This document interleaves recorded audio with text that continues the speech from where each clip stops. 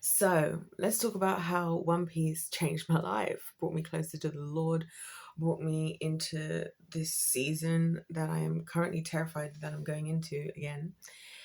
Now, there's a reason why I'm making these videos because, well, I just want to get them off my chest and I want to share with you guys the journey, okay? And there's a lot to get off my chest, so I decided to split the videos. Anyway, I started off telling you guys about how just now, the first video that I just made just now, I was telling you about how insane Noah must have looked in for building this arc. And it's just funny because there's an arc in One Piece called Noah. And the One Piece story just, because I've told you, I was saying to you guys that I just relate to Noah of the Bible characters. The one I relate to the most, although there's probably like a top 3, I could say. I won't say the other 2, but Noah the most. So for me to have found One Piece and the way in which it all happened and the why I dedicated myself to watching it and how my initial reason for watching it had nothing to do with the insane way that the show changed my life. I just want to tell you guys about it, okay? And so how has this shaped me and my everything into where I'm at now? So let's just get there, right? Anyway, so check out those videos if you want to. Here's how it all began. So there was a point in time, like years ago, I was playing this game with my brothers, right? When I get a chance to, I like to go see them and play games with them. It's one of my favorite things to do with them because they game all the time. I never really we couldn't afford like consoles and stuff when I was growing up. So I never really had that story arc in my life. Hence why I feel like I like to play games a lot as an adult and I will very much invest in them more because, you know, I'm a gamer at heart, right? Hence why I think about everything as a game. Oh Lord, I just saw a message pop up on my screen.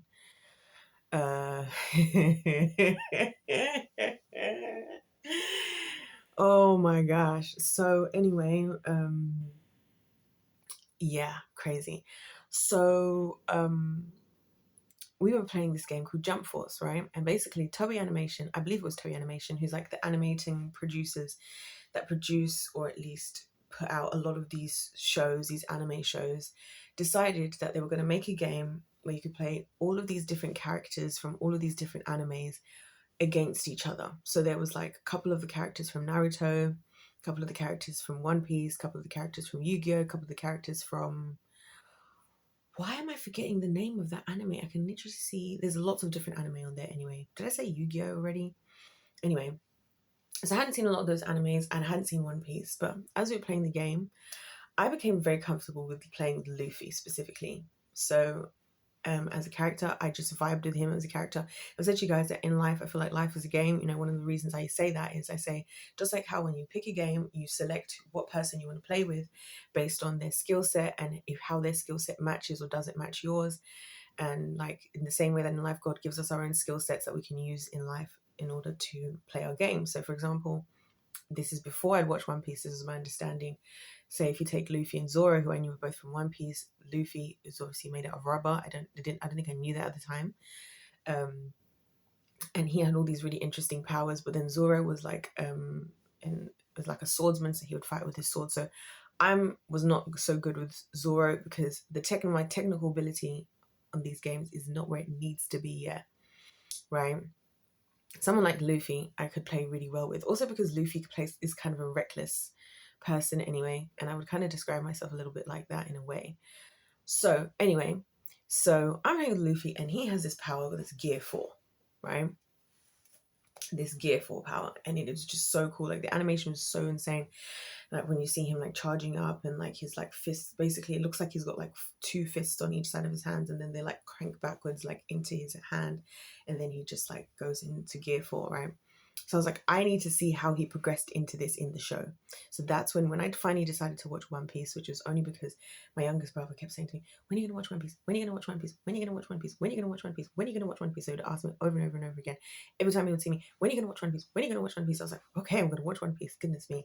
And it's funny because that's how I also got into Seven Deadly Sins. My brother was like, when are you going to watch it? When are you going to watch it? When are you going to watch it? So I'm like, oh my gosh, okay, I'll watch it. You know what I mean?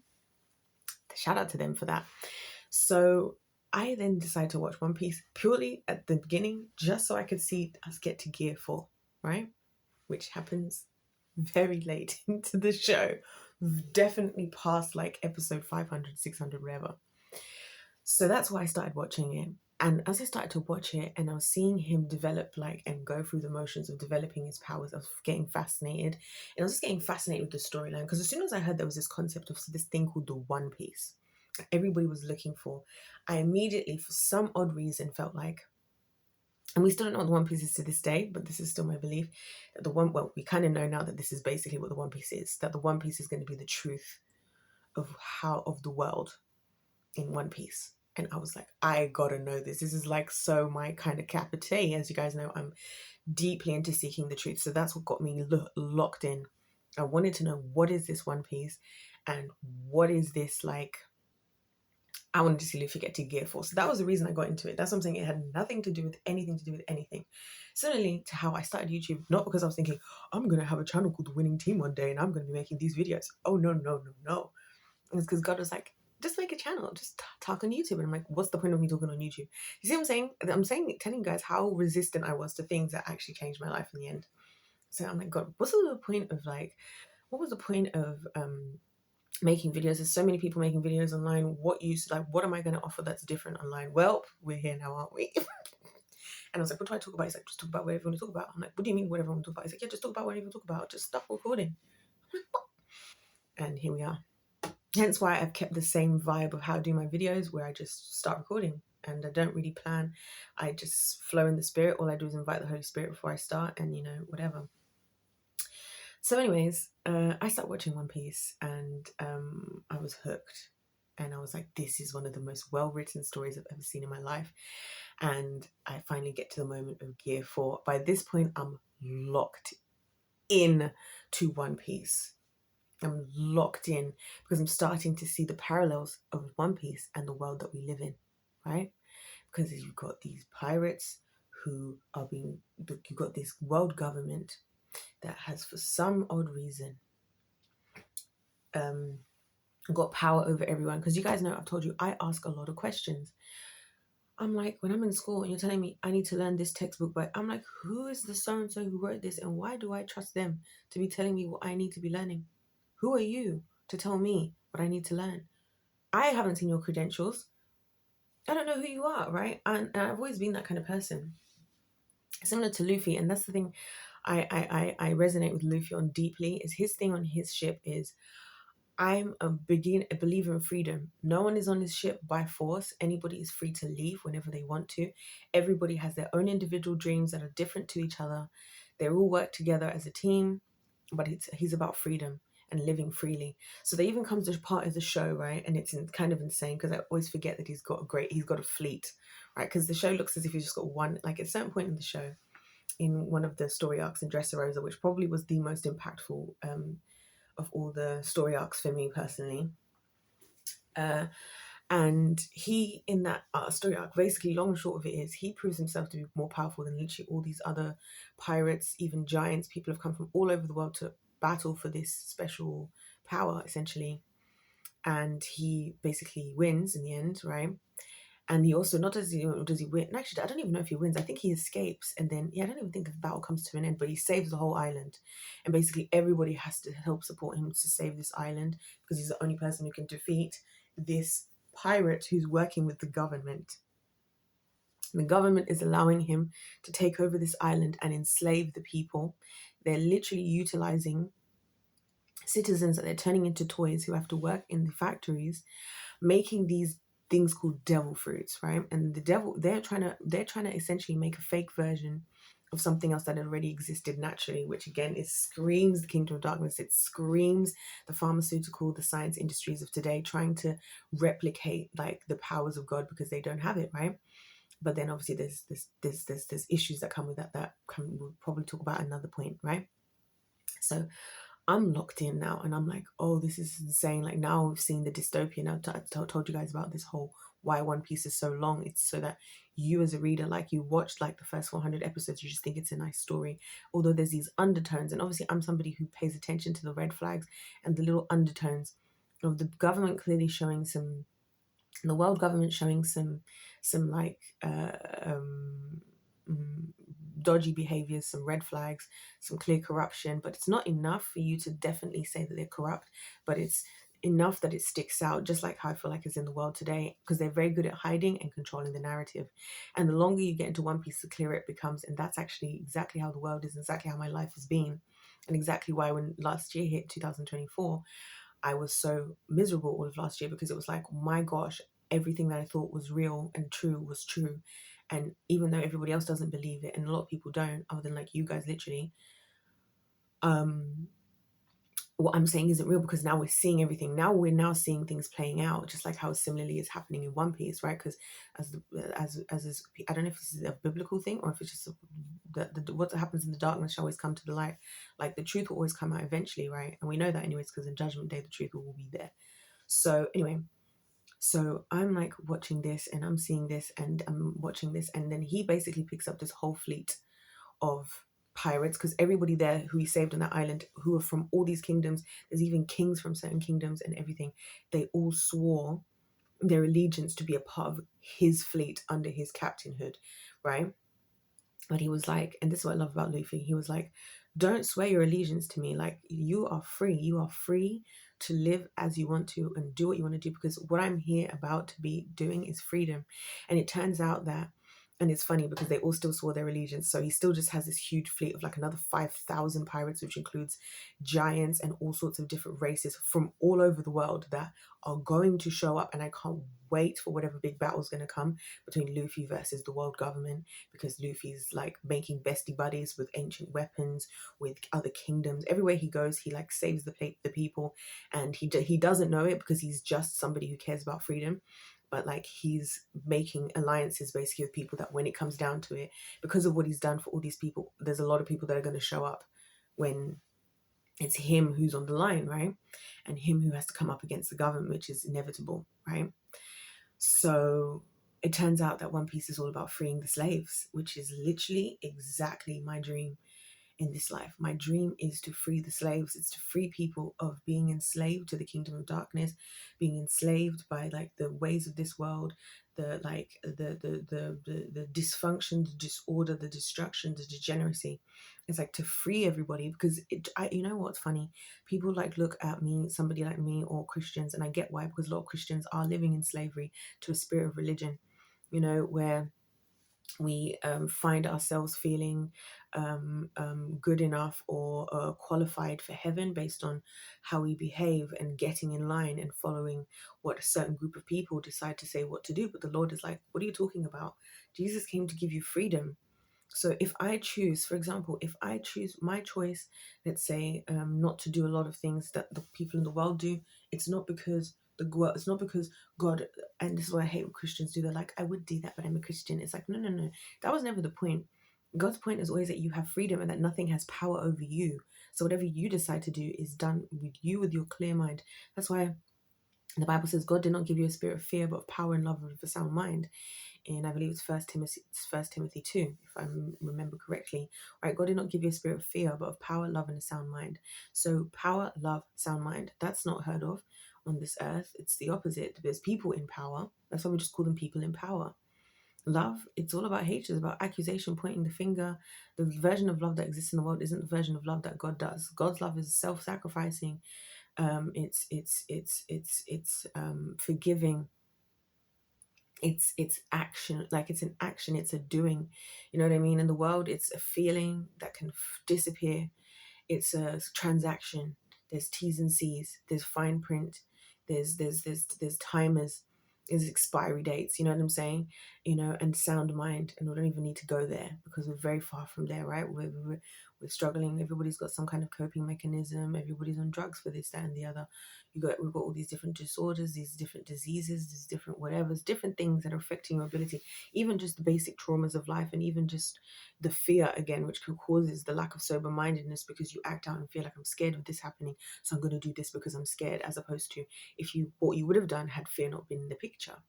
So what I didn't realize, you know, is in watching One Piece, is slowly but surely been kind of igniting, you know, the revolutionary inside of me, I guess you could say, because I'm like, yeah, I want to free the slaves. I want to see people free. I want to see people living power, love, and sound mind, or even sober minded is another translation of that that people use. I don't know what the original.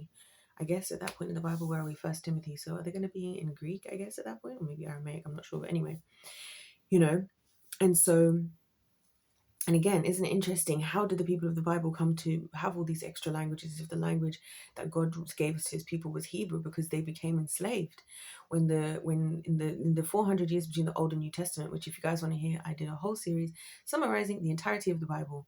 No, it does not serve as the perfect canonical text. You need to read it for yourself. But just to give you an idea, if you want to have an idea of what it feels like to understand from the beginning to the end, that was the only intent of that series. Not to say that I've explained it all like the Bible explained. Never. If I read the Bible 100 times, 1,000 times, 1,000,000 times, I still would never. No one would ever truly understand the amount of wisdom that is in that book. It is a live book. The Bible is a living book. But anyway, in that 400-year period, what happened to the people of God? They became enslaved, right? Because what would a lot of these other emperors do? And you guys can go and see, I outlined exactly which emperors. It's all historical, all the examples I gave, what the historians and history says from around the world. These people were conquered by emperors. And how would the emperors conquer them? By enslaving them, right? Enslaving them. They would go somewhere, they would take over, and in order to maintain control, they would enslave the people that they found that were there. That was always the tactic, and that's the tactic that's always used, and that's the tactic we find ourselves in modern day today. And you know what occurred to me? Slavery never ended. Slavery has never ended. Slavery has never, ever ended in all of history, because history is written by the winners. And the winners, of course, are not going to want to be seen as slave masters. Let that sink in for a minute. History is written by the winners, and the winners are not going to want to be seen as slave masters. And so the truth, there you go. And so watching Luffy and his battle in finding the One Piece is like what my life has felt like in the battle in pursuit of the truth. You know what I mean? This, like, you're trying your very best. You're trying really hard to like push forth, and you're getting closer, but the closer you get, it's like trying to get close to a fire, right? You're trying to get to the fire. The closer you get into the fire, but the more you're feeling the heat, right? And it's like in One Piece. It started out when he first set off, nobody cared. The government, they wouldn't even send anybody. They just thought, we don't even care about him. He's probably going to get washed up by a tidal wave one day, right? Now, they're like, in the last story arc, the last full story arc, they're in a new story arc now, which again, they've just escaped the government again. The previous story arc in Wano, not only did they escape the government in their little ship of just 9 of them, or I think maybe 10 now, they took down 2 of the warlords of the sea. So 2 pirates who have been known as the most powerful, not the warlords, emperors of the sea. Warlords is different. The warlords don't exist anymore. 2 of the emperors of the sea. So there's like 4, they always have like these 4 pirates who are like the biggest, strongest pirates that like no one can defeat. Bro, Luffy, when he hit Gear 5, which I didn't even know there was a Gear 5 when I was first interested. This is why it's so interesting. When he got to Gear 5, oh my gosh. Anyways, he takes down, and then they take down 2 emperors, basically. This worst generation. Because Luffy and his generation are referred to as the worst generation by the government. This worst generation, they're just going around wreaking havoc, being reckless. Even though in reality, they're going around and they're freeing the people. In reality, Luffy was at that island in the first place. The reason he even helped that island is because when he first arrived, a little girl came and brought him her last bowl of rice, and he found out that was her last bowl of rice and that they don't have food because all the food is being siphoned to the powers in the country, and the people are starving and the people are struggling in the country. And he was infuriated, and he was like, I need to take this person down, whoever's doing this, because how is this girl going to come and give me a bowl of rice? And I so resonate with that message of like, when you see the injustices happening to people around you, and you're just like, how am I supposed to just sit back and just take it sitting down, And this is one of the things that I've noted from watching anime. I'm like, people really just watch things and just exist in life, and they really don't think, and they really don't take information in. Because like for me, watching One Piece, I'm like, it's like making me think, how am I just going to sit back and like just watch what's happening in the world? How am I going to be another coward? How am I going to see injustices and just let it go on? And so the story just goes on, and like this is what's happening. And obviously the further he's getting, and now that he's being seen to actually be a threat, because now they're like, oh, he's taken down warlords. Has he taken down warlords? Which of the one of the warlords actually joined his ship, ironically, because there used to be these 7 warlords who were like protected pirates that the government wouldn't attack. Again, kind of working with the government, kind of not. Again, the government's so corrupt, and this is what I'm saying. Again, it's exactly how the world is.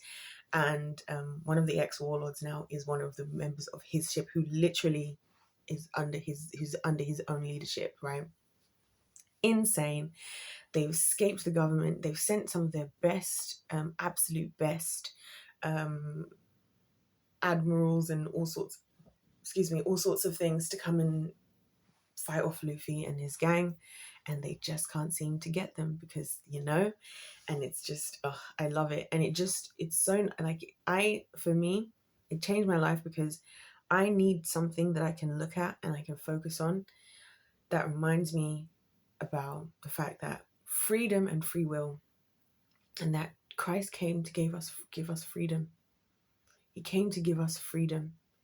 He came to restore what God gave us in the beginning. God said, have dominion, be fruitful, and multiply. Are you kidding me?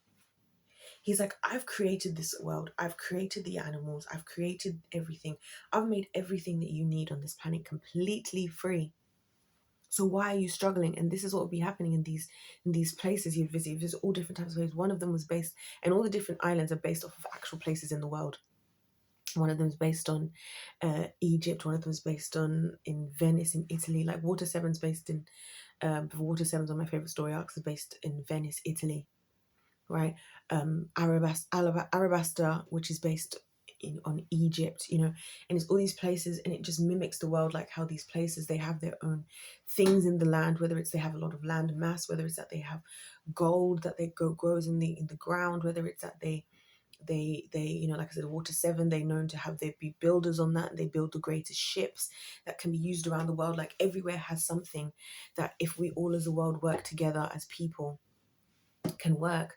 But it's not working because there's these people who've maintained power and have enslaved everybody and made the slavery so new school that we don't see it as slavery. We see it as, this is just how life is. And that was the phrase that was nagging at my mind over the years, that I hadn't really realized, like, as an adult and even as a kid, when people say, that's just life, life's just hard, that's just life. And I'm like, is it though? Because the Bible says that Jesus came to give me life and life abundantly. And the Bible says that God will do exceedingly abundantly above anything I can ask or think, right? And so the world is very much still in the curse of Adam, again, but whatever, that's a story for another day. So that just brought me to that. And like, I'm not going to lie, by the end of last year, I was like, I'm so overwhelmingly done with subscribing to any part of the slavery of society. And here we are now. Albeit, I'm terrified because, not really seeing this, even in the body of Christ, there's a lot of, unfortunately for me, and this is where I feel like Luffy is as well, like in the show, why I relate to him as a character. A lot of the old pirates that came before him have, as much as powerful as they are, have somewhat submitted to an extent to the system where they are to an extent still enslaved. They might be less enslaved than others, but they're still enslaved. He's like, no, ain't nobody telling me nothing. Ain't nobody telling me what to do, because I believe in freedom. And I don't just believe in freedom for me, I believe in freedom for everyone. And imagine having a leader like that. Imagine that. And like, to be able to see that is just game changing and life changing, because it reminds me that this is what God's intent was for us to have freedom. True freedom. And so that's how, it's crazy how I got to watching One Piece. But that's what One Piece taught me. One Piece taught me and is showing me that God's desire is for us to have true freedom. But the world and the world governments and things in One Piece and beyond are trying to get us to normalize this slavery, this low level of living, so that we just we can't tell that we're living in a dystopia. We think, oh, this is just life, this is just how it is. Because we're not in chains physically on the outside. We're in chains in the spiritual realm. We're not You know, we have certain freedoms. You know, we get to eat what we want for breakfast. We get to go where we want. We get to choose what car we want to drive. We get to choose what we get to wear in the morning. The slavery has become so gentrified. I don't even know if that's the right word, but it's become so airbrushed, maybe, that now slavery has looks like freedom to us. And that's why it's crazy when people say, I don't want to believe in God because I don't want to have all these rights. It's like everything you're defending your slave masters. Imagine defending your slave masters. Imagine defending yourself, wanting to stay as a slave, just like the Israelites after God took them out of the garden, out of Egypt, right? And he was taking them to the promised land where they could live freely. They were going to have their own land named after them, which they did. They were going to have their own crops that they could eat off of, which they did. They were going to have an ecosystem amongst themselves as a unit where everything they all needed as a community was there and free in the ground through their own work of their own hands, the various trades, gifts, skills, and talents passed down through generations, just like in One Piece, right? You have the samurai, certain things come down through their generations. You have the fishermen, certain things come down through their generations. Like, you know, how God intended. So, yeah, that's how One Piece essentially showed me